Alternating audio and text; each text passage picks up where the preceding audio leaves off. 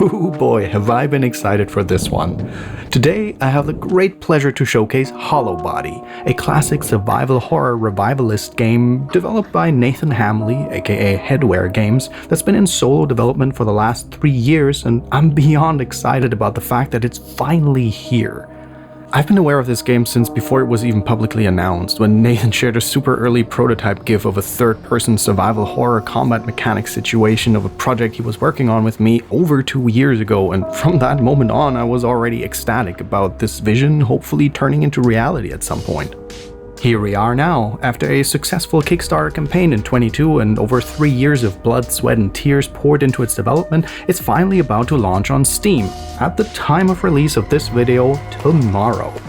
I had the honor and absolute pleasure of playing a pre-release version of it several weeks before launch, and today I want to give you my honest first impressions of its wonderfully atmospheric psychological horror rendition of a dystopian future Great Britain.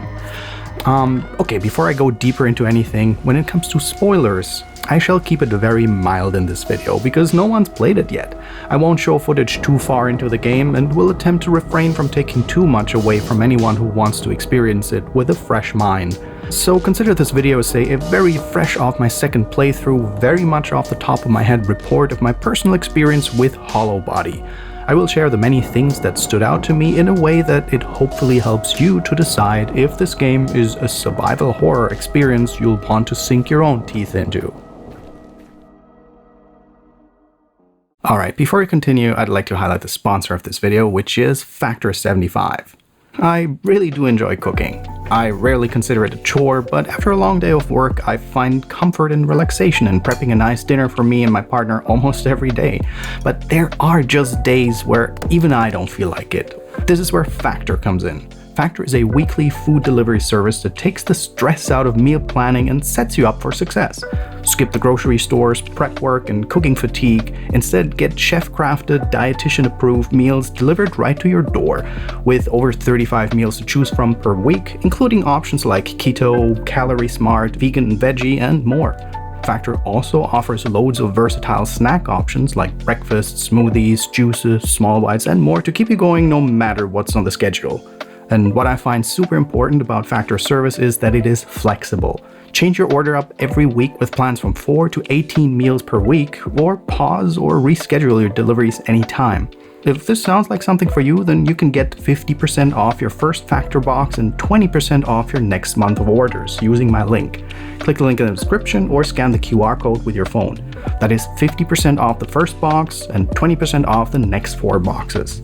So if you sign up, don't forget to use my promo code to save a good bit of money, and simultaneously it also helps me out in the process too.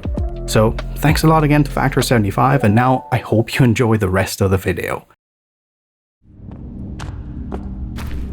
Hollowbody is an open and unadulterated love letter to classic survival horror, and specifically to what many consider its golden era, the early 2000s PS2/GameCube/Xbox/Dreamcast days. And I am absolutely going to get more nitty-gritty into that in a bit, but I want to start off with putting emphasis on not the things it draws inspiration from, but from the fact that it absolutely does manage to stand on its own 2 feet and feels like something fresh and original, despite purposefully invoking so many warm, fuzzy, nostalgic memories to bygone times of video game history. People say you shouldn't live in the past, but I say, why not? The game takes open and liberal influence from a variety of media, but none of them feel so overtly derivative that it ever comes across as an uninspired knockoff of any of them at any point in time. Let me attempt an analogy here. Hollowbody feels as if Blade Runner 2049 and Silent Hill 3 had a baby, which then grew up having a loving relationship with their parents, revering and learning a lot from them, but then ultimately graduated to find their own way in life, becoming their own person. But people are still gonna say all the time, "You have your mother's eyes," because the lineage is just that striking. A perfect microcosm for this is probably the game's protagonist, Micah. I really love her design. She feels like she could be a daughter of Heather Mason and Agent K. Like, I know for a fact that her jacket with the stylish fur collar was directly inspired by Ryan Gosling's outfit in Blade Runner 2049, which is cool because it's also totally its own thing. doesn't feel like a knockoff, but like a unique, recognizable character for this particular story and universe. I kept thinking, if Hollowbody would have been released on the PS2 back in the heyday of the 6th console generation, the game would now 100% be known and recognized as a bona fide survival horror classique, and Micah would have been its iconic lead character and would have probably been cosplayed to hell and back by fans. One of the things that I was really impressed by is Hollowbody's world building. The scenario the game is set in plays sometime in the early 22nd century, in which large parts of the British Isles have been rendered completely uninhabitable by a calamitous extinction event, with the surviving population exiled into walled-off megacity clusters, and the majority of the countryside and the once bustling metropolitan areas now being derelict exclusion zones. At the start of the game, our protagonist Micah learns of her partner's mysterious disappearance from a research project on the mainland. 12 days after Sasha's disappearance, Micah sets out to find her, leaving the sprawling megacity for a search and rescue mission, dashing deep into the zone on board of her spinner-like flying car when she's met with strange signal interference that forces her to crash land in a forlorn British neighborhood.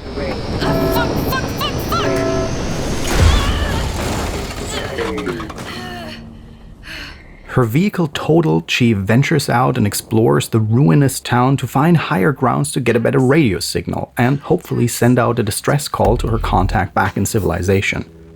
This is when we take control of Micah, making our way through a typical British terraced house neighborhood in the midst of some really shitty weather. At least that part hasn't changed a lot about the UK over the last century. By default, we control our protagonist with camera relative controls that feel very akin to games like Kuon, Haunting Ground, or Rule of Rose, but you can change them to a traditional character relative control scheme, aka the good old tank controls of the OG Silent Hills and Resident Evils. It is also a, fixed camera third-person game. Now, while there are some people who will pedantically argue that it isn't a fixed camera game unless the camera is 100% static at all times, I will argue that they're wrong, and Hollowbody is absolutely a fixed camera third-person game in the exact vein of so many of those games I just mentioned: Silent Hill 2 and 3, Haunting Ground, Rule of Rose, Kuon, etc. The fixed camera delineator does not mean that the camera is always statically affixed to one single position and angle in 3D space, but it is, in fact, totally viable for it to move, dolly, rotate, and shift perspective. It is considered fixed camera survival horror because the camera's behavior is directly correlated to, i.e. affixed to, the position of the player character within predefined areas in the map.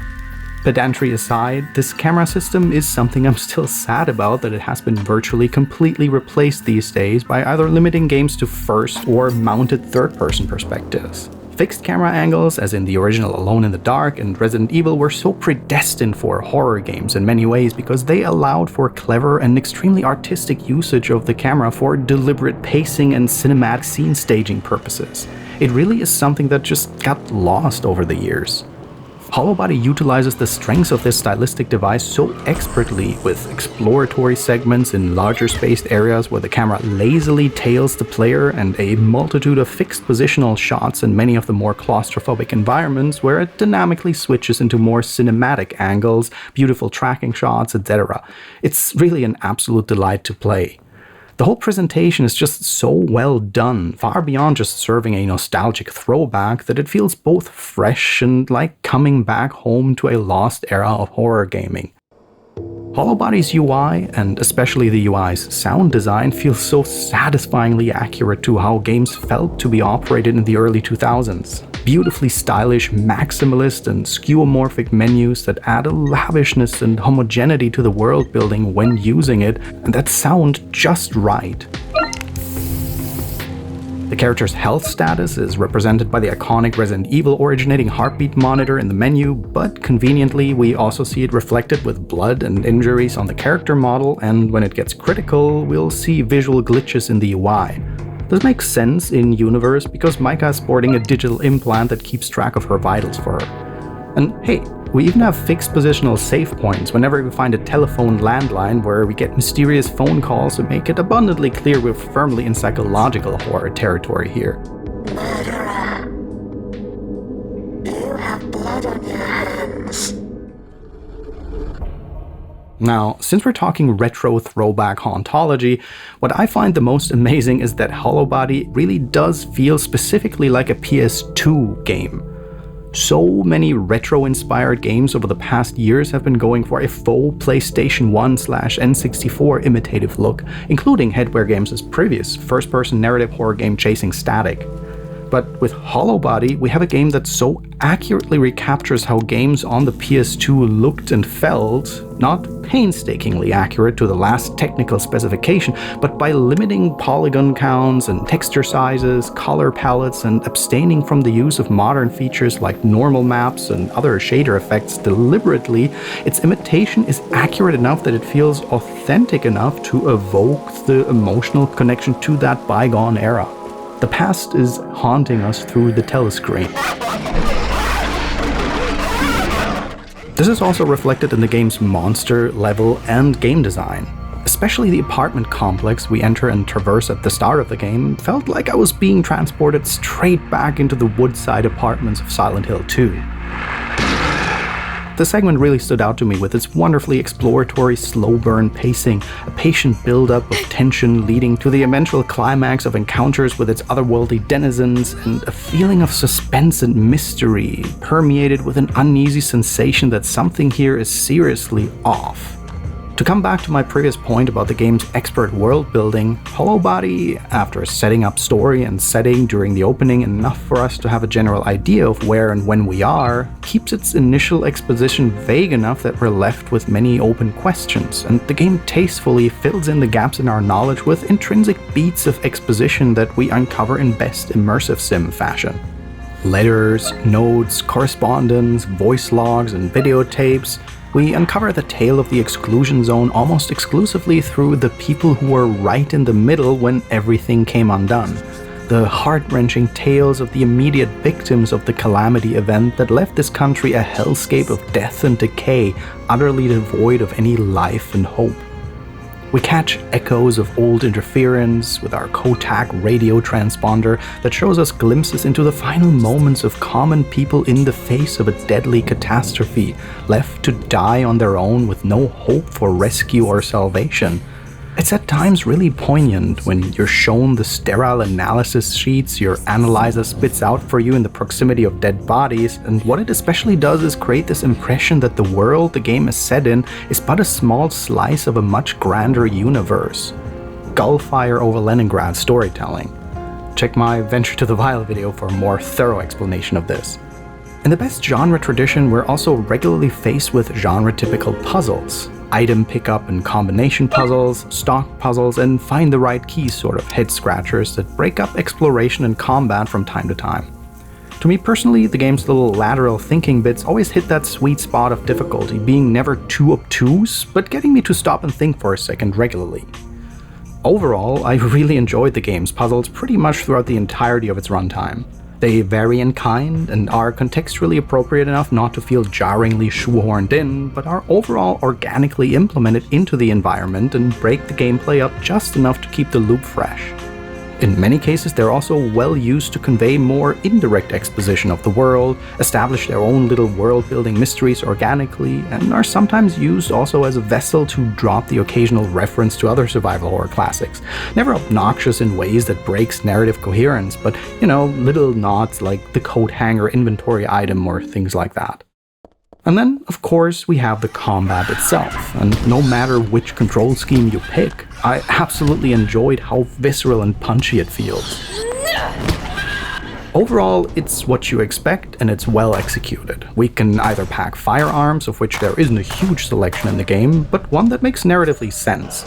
For the bigger part, we're wielding Micah's chunky 6-shooter revolver, and later get other boomsticks like a pump-action shotgun, the stuff that you'd expect in a game like this.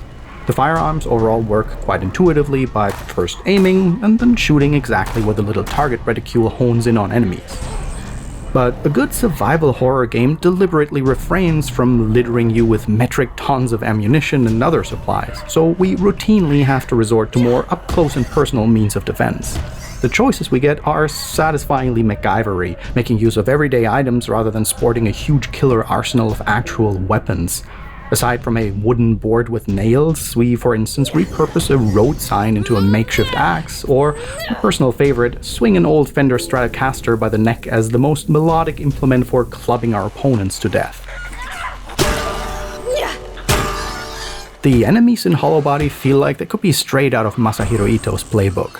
Uncanny abominations that appear like they've been claimed by some parasitic organism that has turned them into feral monstrosities.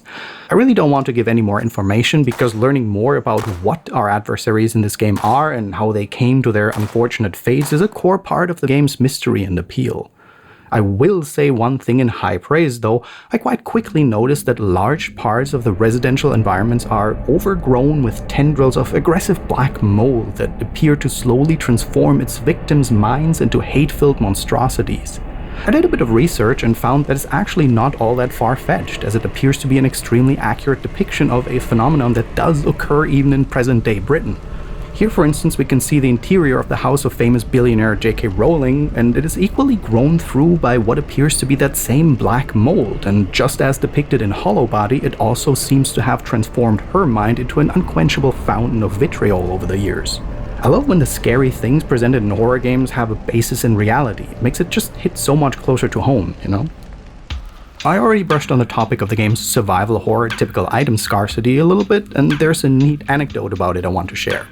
During my first playthrough, in the first 2 or so hours when I was still making my way through the apartment complex, and shortly after that, I thought at one point, damn, I really have a lot of ammunition already. And I actually jotted down a note for myself to mention in my review that I think the game might benefit from an optional harder mode with an even sparser distribution of ammo and supplies.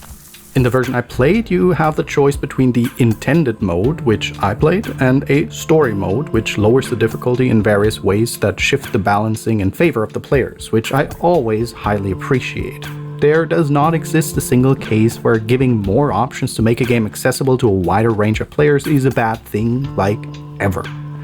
Anyway, after a good bit of continuing with the game, I decided, you know, I saved up so much ammo, I might as well use some of it up now. That's what I got it for. And boy did I run out so fucking fast that I was gobsmacked when I heard my gun click in sad despair out of nowhere.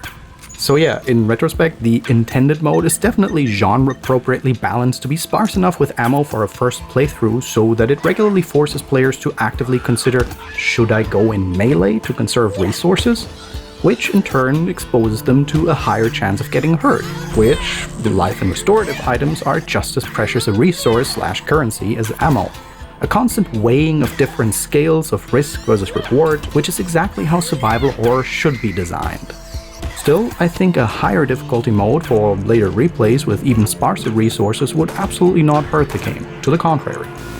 Well, joke's on me, because I realized that upon finishing the game in intended mode, the game unlocks the punished difficulty mode for you, and that one is significantly more challenging for subsequent runs. So yeah, it turns out that that note I made went straight in the bin.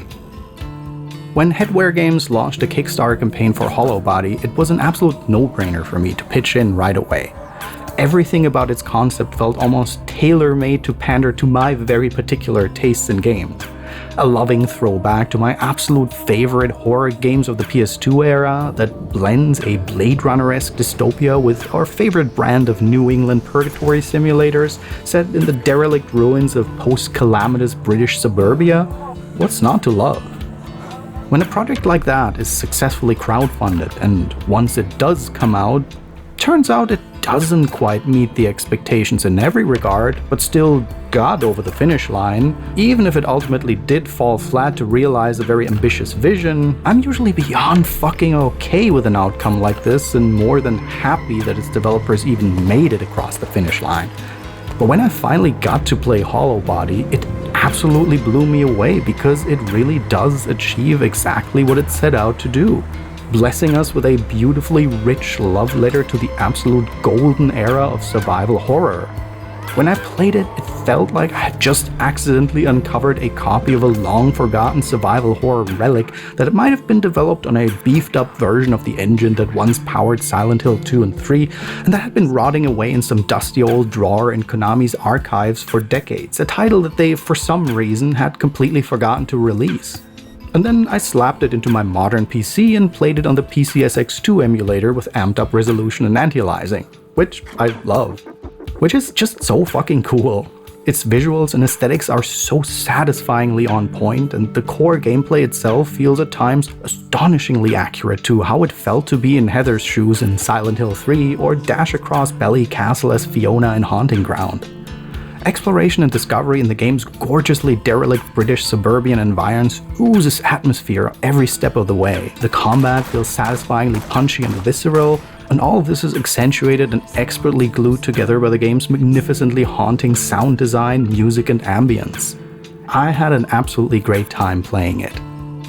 Considering that this whole complete package, writing, conceptualization, 2D art, 3D art, modeling, texturing, animation, sound design, music, scripting, coding, casting, directing, compositing, etc., etc., etc., that all of these dozens of individual disciplines ended up creating such a well-rounded, homogeneous final product while being made by essentially just one single person, it is not unprecedented, but every single time this does happen, it always reliably blows my head off.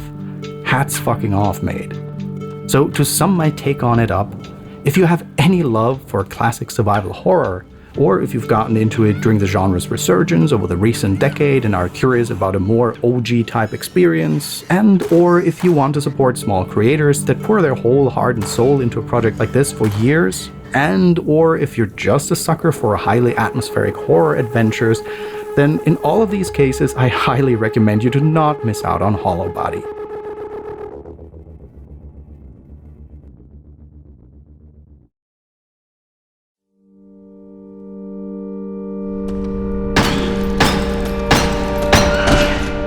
Hey everybody, thank you for watching. If this was your first video of mine, hey, I'm Ragnar, and on my channel I largely cover old games, horror games, indie games, and combinations thereof. If this video made you want to check out Hollowbody, I put the link to the game's Steam page in the description. If you've watched this video before the game's launch, then make sure to wishlist it, as it massively helps out the developers, and if you end up playing and enjoying it, why not leave a Steam review? That is, in many cases, the make or break factor for smaller games on Steam, especially in the time around launch. Now, I also want to point out some things that might help me with the work on my channel. Aside from giving this video a like, subscribing, and engaging with it in the comments section, one major way to support me and everyone who partakes in making these videos is a monthly donation on my Patreon, within your financial comfort levels, of course, please. It does make a huge difference, and it has for many years, so each donation is highly appreciated, and hey, you're not doing it for nothing. Aside from having your name in my videos, I've been regularly uploading lower turnaround backer exclusive videos for a while now, and I've been having some really great fun with it. Things that don't make the cut, or that I don't have the capacity to turn into fully produced releases on my main channel, but that I nevertheless feel passionate enough about that I want to share them with you. From commentary style video essays, like one on Morrowind I just released not too long ago, and even a complete Forgotten Gems style retro video essay on the 90s adventure classic The Riddle of Master Lu that I never got to back when the series was still running, as well as from time to time full narrated let's plays. Like just recently I added a complete playthrough of the Polish indie cryptid hunting game Crypta FM, as well as my first foray into the amazing indie survival horror game Crow County that I hope to periodically update with each session I play. I'll add some links in the description, as well as a link to a website where I'm planning to archive all bonus videos I'm gonna release in the future in one cohesive library. Thanks for considering, and with that, I say ta-ta for now with my shout out to these top tier supporters: Swiss Hackmod, Vincent Kavanaugh, Laird Wackala, Morrigan K, Alfred Correa, Link Hughes, Adrian Kubiak, Sunny Sky, David Zelenak, Angelo Benedetti, Nathan Gillick, Ronan Crom aka Daniel242172, Jean, Kerry George, Tara Flops, Amber Wiggins, Aurora Milpomene Crescendo, Hunter Crawford and Margaret Strawn, LSN HNG, Lilin B, Glebin, Dana Rosa, Zodi, Corey Marr, Catherine Escobar, Matt Gretton, Nikot the Brave, The Spiral Architect, Felix D, Jin Hansen, Nineball9606, Dr. Haley Isabella Colley, Chuck Taylor, Gehennas, Thwagam, Avian the Assassin, Kyle Lee, Vasily Prokhorov, Shannon Blue, Uziel1447, Sable Cowell, Lucas Ferreira Leite, Tabby, Kenan Ward, Casper Ram, Isabella Stoner, John Boring, Jordan Gertler, Chrissy, Ari Orson, Thomas Bonner, Billy Lott, Giselle, J.R. Smith, and Somatul. Until next time, ta-ta!